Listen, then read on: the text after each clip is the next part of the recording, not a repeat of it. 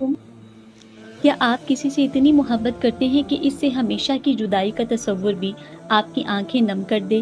آج میں آپ کو ایک ایسے صحابی کا واقعہ سناؤں گی جن کی رسول اللہ صلی اللہ علیہ وسلم سے محبت بے مثال تھی۔ السلام علیکم ورحمۃ اللہ وبرکاتہ۔ Welcome to my YouTube channel. آج کا واقعہ ہر عاشق رسول صلی اللہ علیہ وسلم کے دل کو چھو لے گا۔ یہ حضرت ثوبان رضی اللہ عنہ کی بے مثال محبت کا واقعہ ہے، جسے سن کر شاید آپ کی آنکھیں بھی نم ہو جائیں۔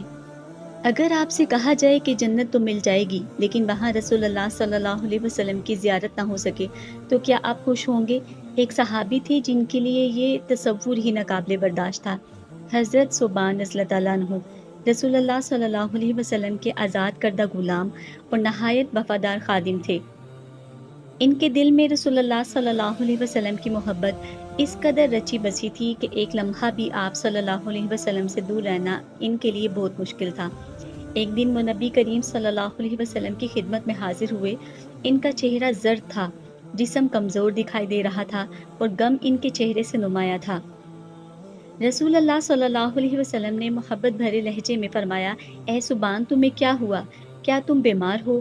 حضرت ثوبان رضی اللہ عنہ کی آنکھیں نم ہو گئیں۔ انہوں نے عرض کیا، یا رسول اللہ، مجھے کوئی جسمانی بیماری نہیں، لیکن جب آپ میری نظروں سے اوجھل ہوتے ہیں تو آپ کی جدائی برداشت نہیں ہوتی۔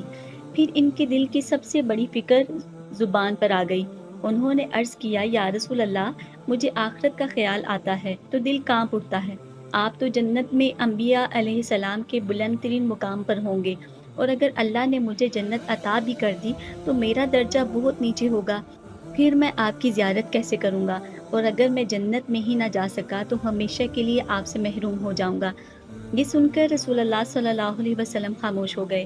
اسی دوران حضرت جبرائیل علیہ السلام وحی لے کر نازل ہوئے اور اللہ تعالیٰ نے یہ عظیم بشارت نازل فرمائی، اور جو اللہ اور رسول کی اطاعت کرے گا وہ ان لوگوں کے ساتھ ہوگا جن پر اللہ نے انعام فرمایا ہے، یعنی انبیاء، صدیقین، شہداء اور صالحین، اور یہ کتنے بہترین ساتھی ہیں۔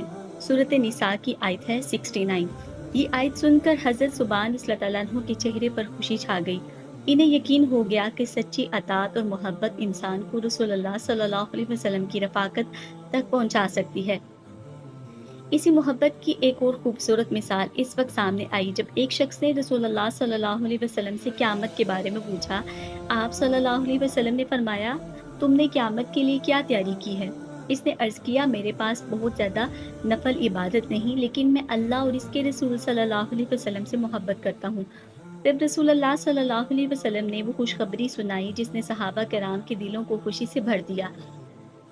انسان قیامت کے دن اسی کے ساتھ ہوگا جس سے وہ محبت کرتا ہے۔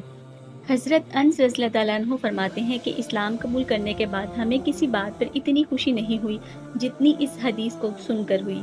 اگر ہم واقعی رسول اللہ صلی اللہ علیہ وسلم سے محبت کرتے ہیں تو محبت کا تقاضا صرف دعویٰ نہیں بلکہ آپ صلی اللہ علیہ وسلم کی سنت کی پیروی، آپ کے اخلاق کو اپنانا اور اللہ کی اطاعت میں زندگی گزارنا ہے۔ اللہ تعالیٰ ہمیں سچی محبت رسول صلی اللہ علیہ وسلم، آپ کی سنت پر عمل اور قیامت کے دن آپ صلی اللہ علیہ وسلم کی رفاقت نصیب فرمائیں۔ آمین یا رب العالمین۔